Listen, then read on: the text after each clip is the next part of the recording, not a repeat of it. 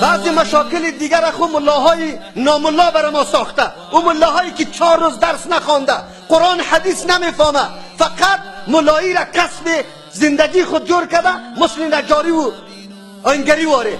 در مسجد فقط امامت برای کسب روزگار و معیشت است که فقط 4 روز زندگی را تیر بکنه، از دین آگاهی نداره، نمیفهمه چیزی را، ولی خود ملایمان مسجد مقرر کرده. تمامی بدبختی و بدعات و رواجای کمر شکنه امین ملای نامونا برای مردم میگه و مردم امین چیزا را تایید میکنه. یکی دفاع از قرآن نمیکنه، یکی دفاع از حدیث رسول الله نمیکنه. کدام دین است؟ شما بگویه ببینه این مجالس است.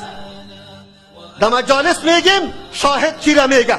افسوس است وقتی که میگم دریور کسی خسته نمیتونه. در مورد دین است که میخیز هر کس دست خود بالا میکنه. این دیگه مولا نبود، این دیگه